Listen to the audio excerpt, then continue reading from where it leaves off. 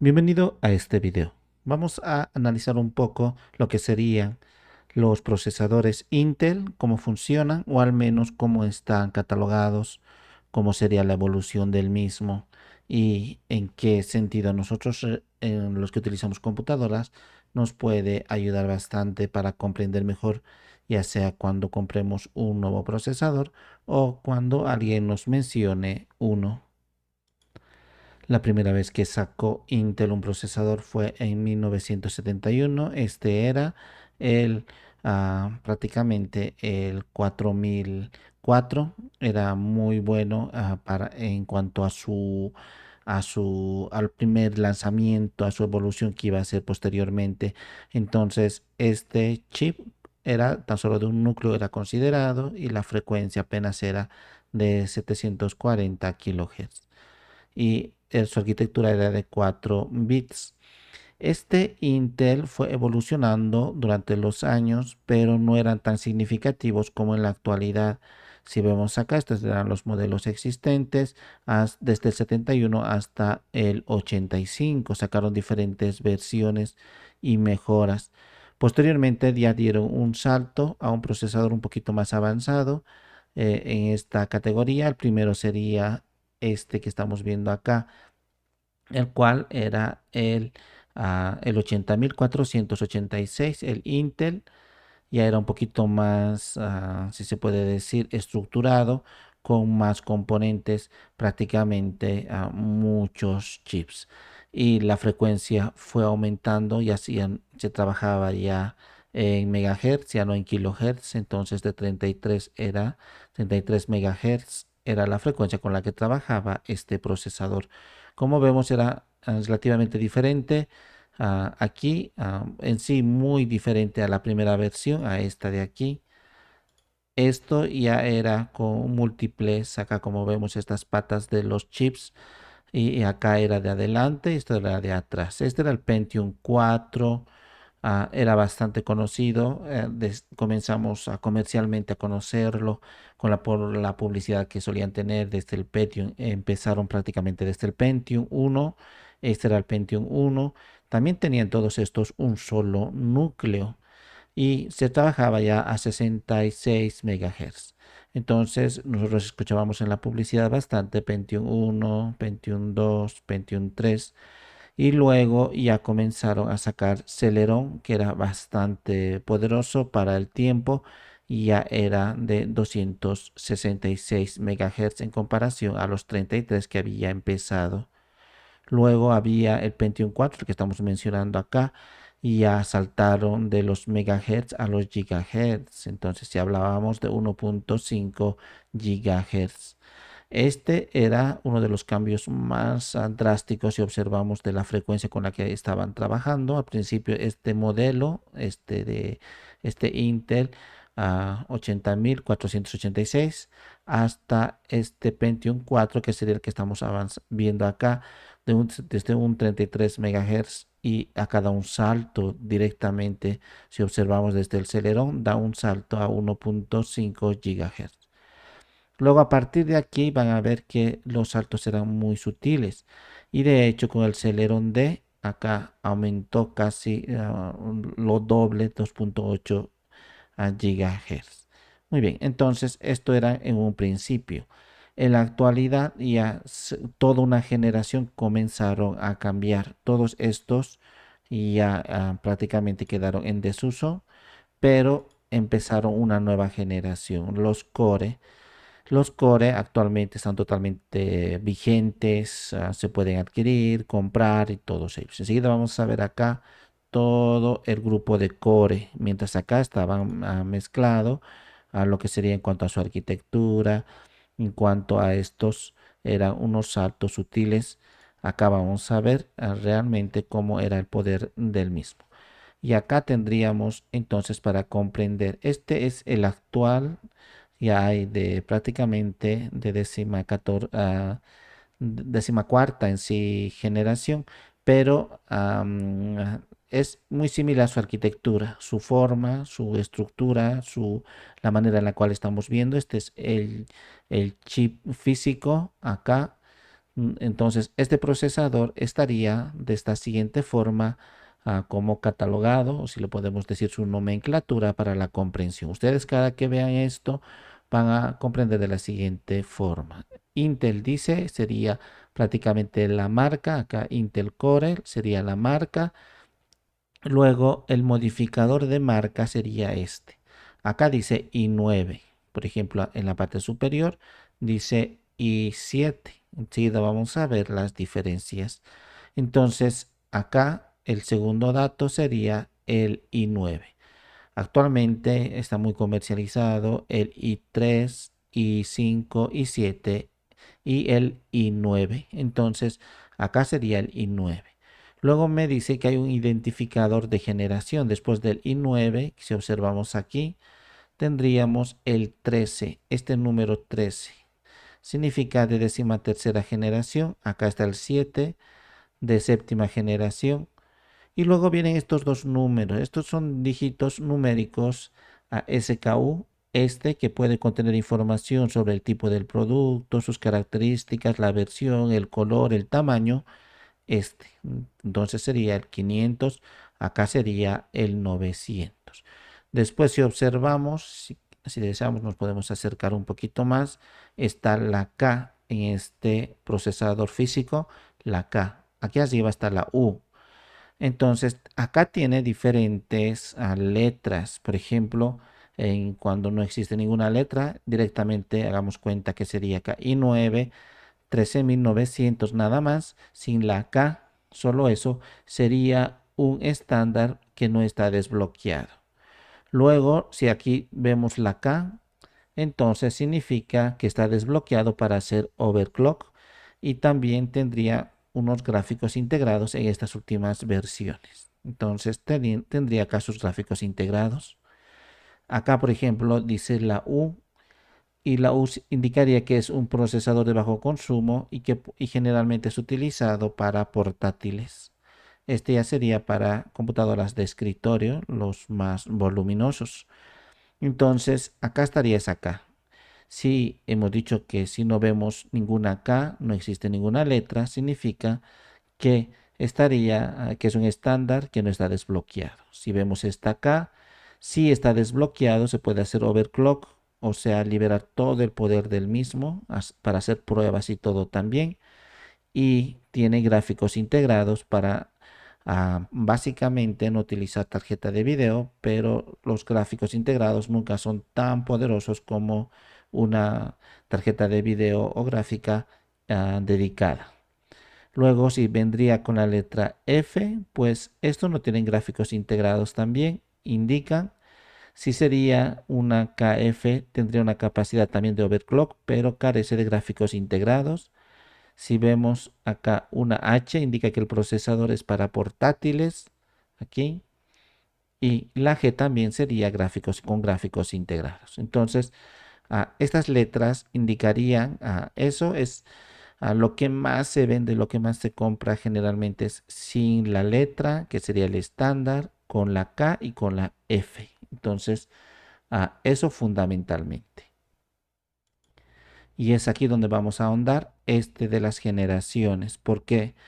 Porque, por ejemplo, alguien me dice que si quiere vender un Core Intel, el i7, pero solo que me diga i7, no me está diciendo qué generación. De generación a generación va cambiando el poder de los procesadores. Entonces yo necesito saber eso. Y acá también la letra necesito saber si tiene gráficas integradas o no. Entonces la K, por ejemplo, muchas veces tiene gráficas integradas y la misma significa que puedo hacer overclock.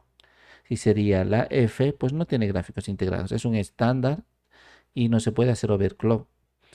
Al menos no de manera común. Tendríamos que hacer una serie de procesos para poder hacer overclock.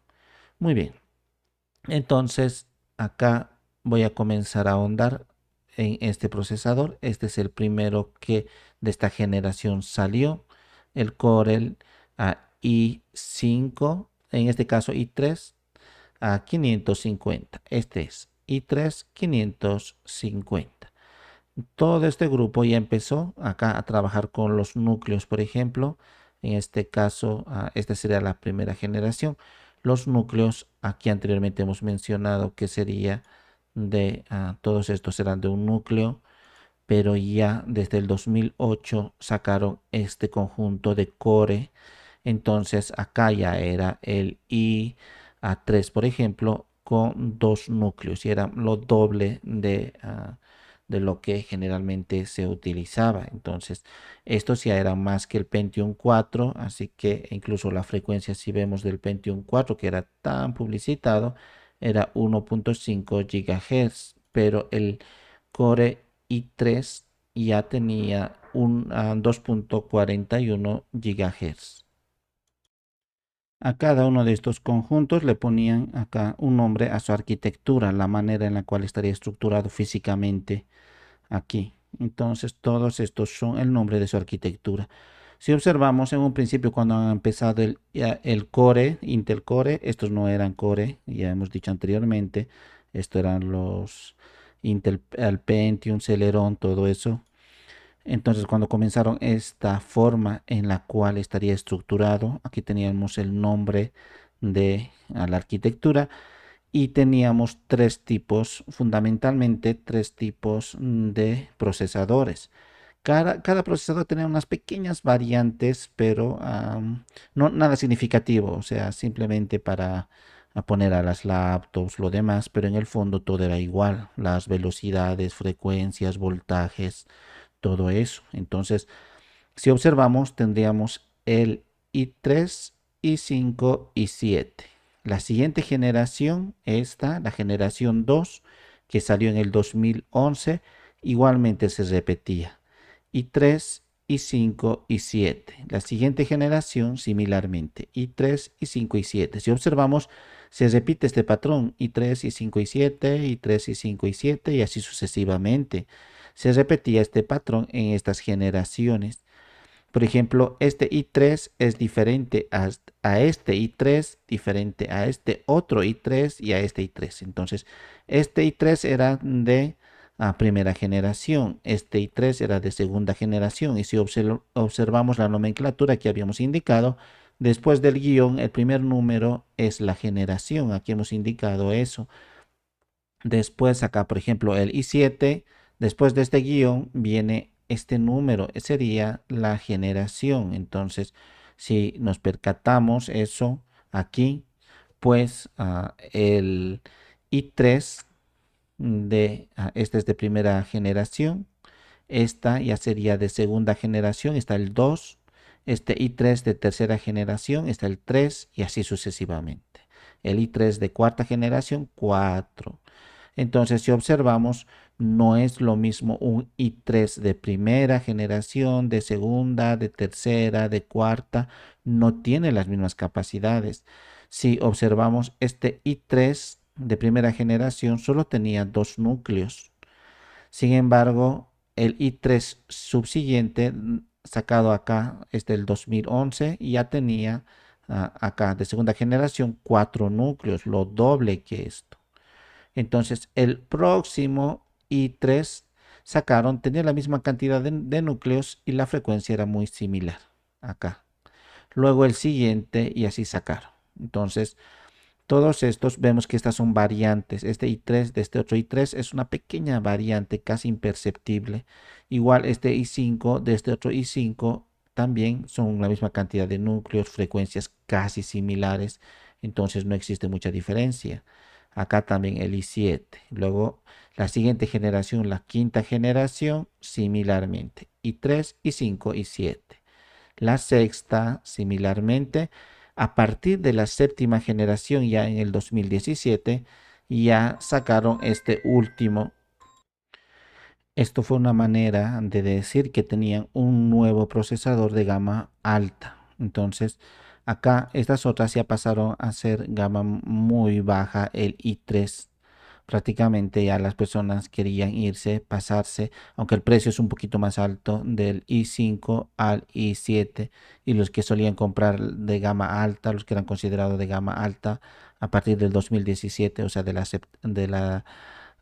séptima generación. Entonces el i9 salió y tenía más núcleos y aquí comenzaron a hacer diferencia de los núcleos tradicionales, pues antes solamente era nada más que estos núcleos, la P-Core o los núcleos de rendimiento. Aquí ya lo dividieron, aquí empezaron a plantear que existen otros núcleos más. Este es P que vemos acá, todos estos eran con núcleos de rendimiento, pero con la E acá significaba núcleos de eficiencia. Los núcleos de rendimiento, esto podían hacer todo tipo de tareas o también para los juegos, videos, procesamiento de datos. Tiene mayor velocidad esto de reloj, estos a la P-Core, pero la E, eso era núcleos de eficiencia. Eso se utiliza para tareas cotidianas como navegar en la web, reproducir un video en YouTube, manejar el Office, Word, Excel, PowerPoint. Entonces la velocidad del reloj es mucho más bajo, no necesita tantos recursos del procesador. Por eso, mientras, por ejemplo, yo estaría transcodificando un video, hagamos cuenta que estoy utilizando Premiere Pro o Filmora, cualquier procesador cualquier editor de video, todo el poder del procesador lo que va a hacer es trabajar con los núcleos acá, P-Core. Entonces, con esos van a trabajar y sacarlo el máximo rendimiento de esos núcleos, 6 núcleos. Y con los otros 4 restantes, pues lo que voy a hacer sería prácticamente a trabajar normal, navegar sin necesidad de que tenga que esperar que termine de transcodificar mi video, que siga transcodificando, que siga trabajando. Y mientras tanto, yo puedo jugar videos muy livianos, ver algún video quizás en YouTube, escuchar música, seguir trabajando en Word. Entonces no va a interferir con el procesador, porque cuando recuerdo que trabajaba en estos mientras procesaba mis videos. Prácticamente la computadora quedaba inutilizada porque no podía hacer ningún trabajo moderadamente de usabilidad o en este caso de uso liviano, sin mucho requerimiento. No podía hacer nada de eso, no podía utilizar ni siquiera Word. Todos los núcleos cuando generalmente hacíamos acá las pruebas o el rendimiento, veíamos el rendimiento aquí del CPU, en este caso a cada uno de los hilos, el trabajo se llenaba todos estos hilos. Entonces no me daba la oportunidad. Acá están todos los hilos de los núcleos generalmente se dividían en dos, o sea, componían los hilos y se llenaba así, no me daba la oportunidad de tener que hacer otras tareas, pero actualmente como ya están divididos, entonces lo que hace sería aparte los P-Core, aparte los E-Core. Entonces, este es P-Core que siempre hemos tenido, eran los núcleos de rendimiento para tareas pesadas y los E-Cores para tareas livianas. Entonces, así ha ido avanzando en las diferentes versiones. Entonces, desde ahí ya hemos tenido el i3, i5, i7 y 9.